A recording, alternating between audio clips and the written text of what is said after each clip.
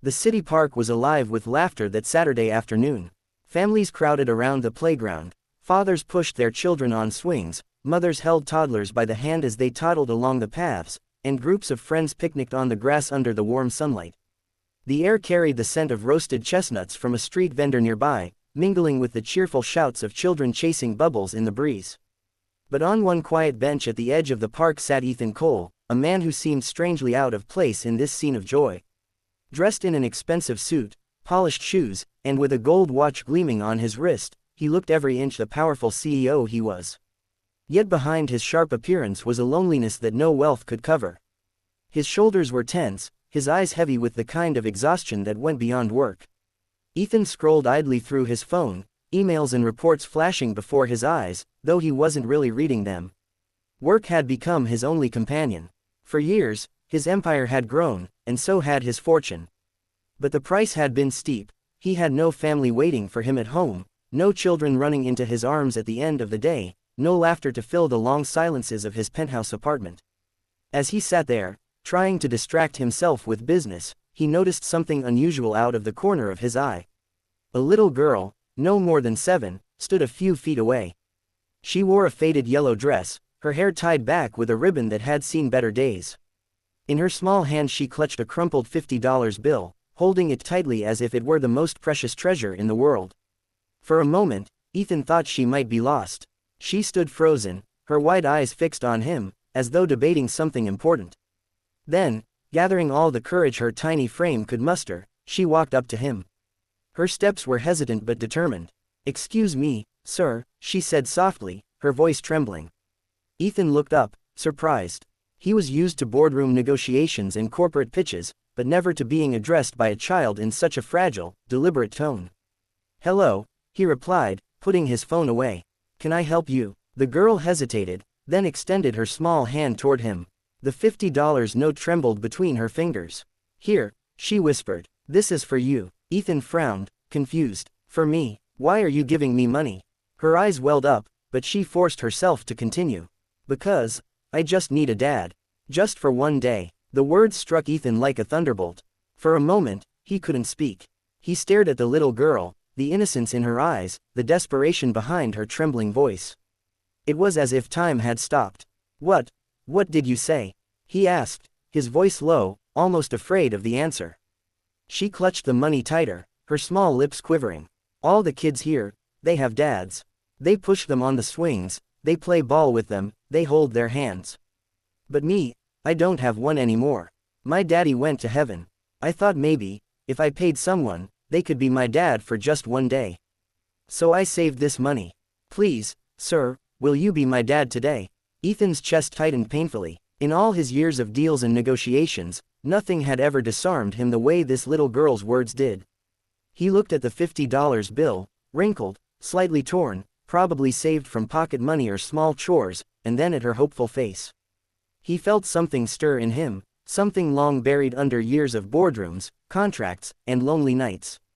A warmth, a tenderness he thought he had lost. His throat burned as he swallowed back emotions he hadn't let himself feel in years. Slowly, he reached out, not for the money, but for her hand. "What's your name?" he asked, gently. "Lily," she whispered. Ethan smiled faintly, his heart breaking and healing at the same time. "Well, Lily, you don't need to pay me anything. I'd be honored to be your dad for today." Her face lit up instantly, brighter than the sun above them.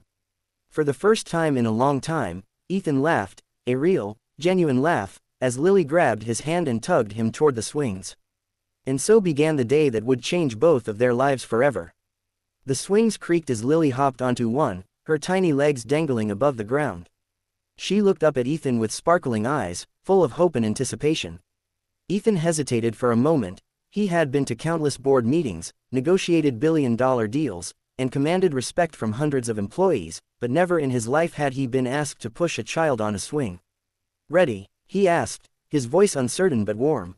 "Ready," Lily giggled. He gave the swing a gentle push, and her laughter rang out like music.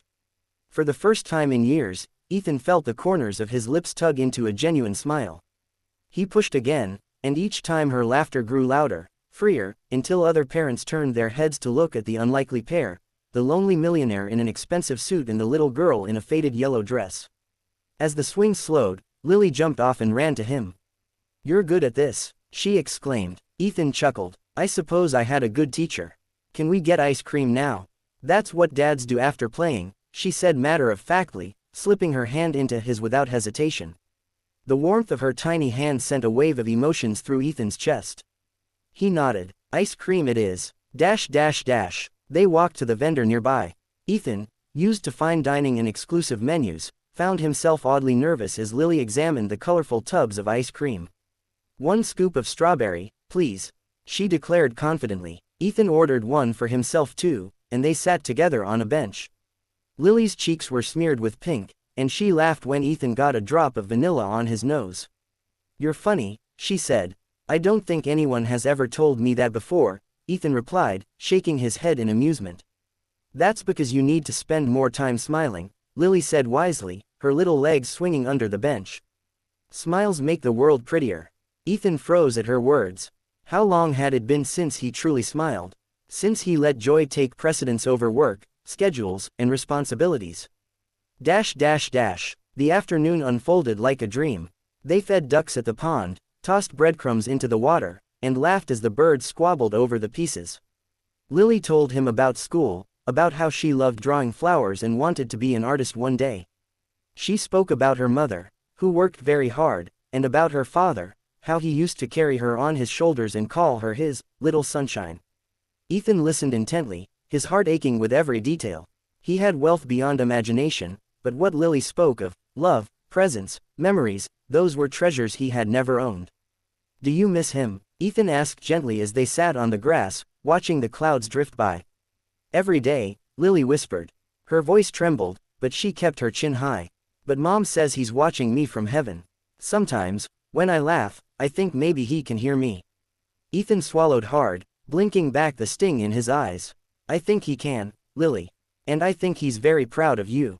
She looked at him, her innocent gaze piercing straight through the armor he had built around his heart. "You'd make a good dad too, you know." The words hit Ethan like a tidal wave. He had been called many things in his life: genius, leader, boss, even ruthless. But never, dad. The title felt foreign, yet, somehow, right. Dash dash dash. As the sun began to set, the park grew quieter. Lily yawned, resting her head against his arm. Ethan looked down at her, her small frame leaning on him so trustingly, and he felt something shift deep inside. For the first time, he wasn't thinking about stocks, contracts, or the next business deal. He was thinking about her, this little girl who had walked into his life with nothing but a crumpled $50 bill and a broken wish. He thought about his empty penthouse, the cold silence that greeted him every night, the emptiness money could never fill.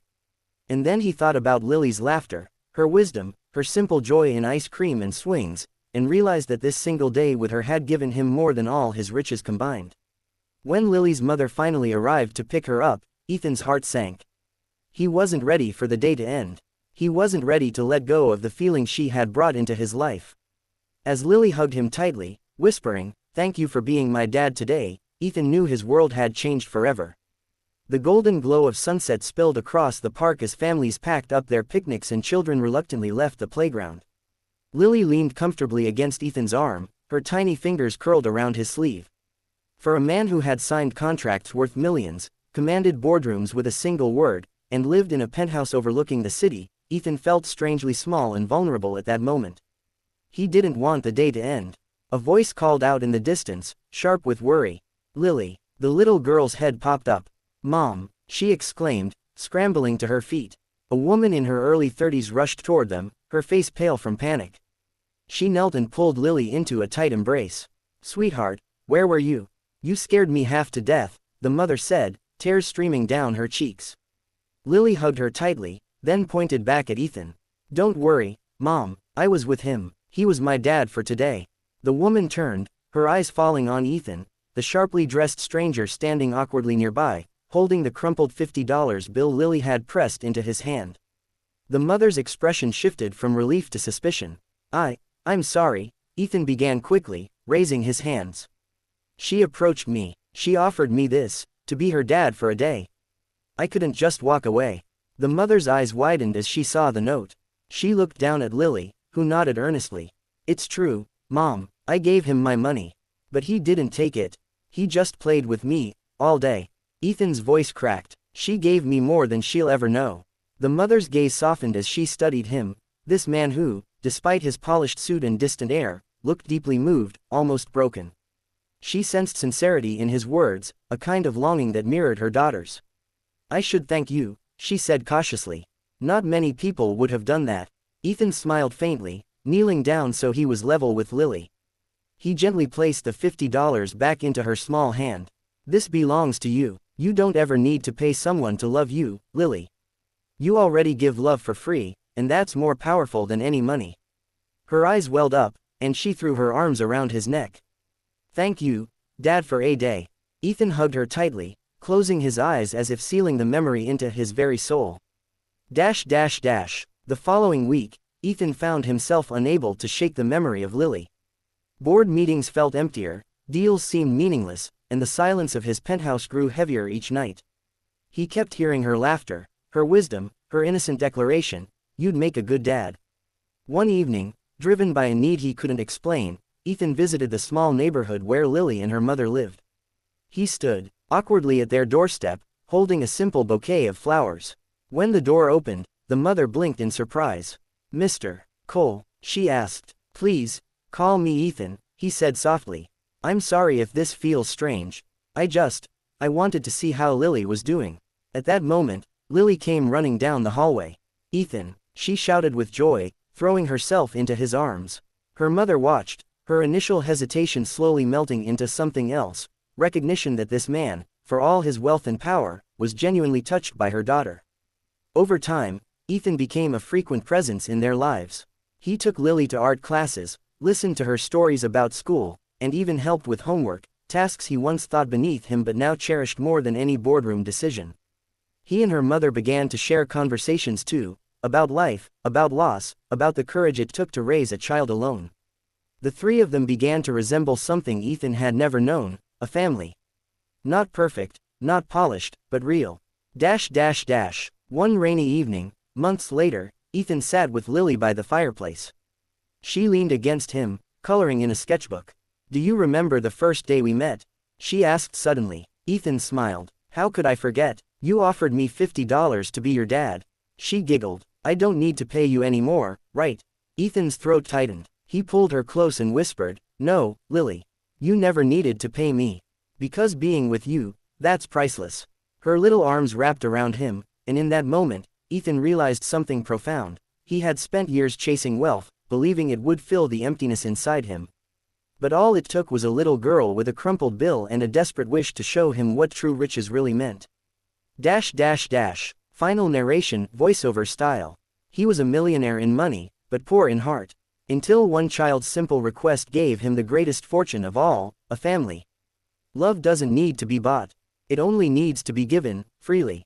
The final scene fades with Ethan walking hand in hand with Lily and her mother down a quiet street, their laughter echoing softly against the night air.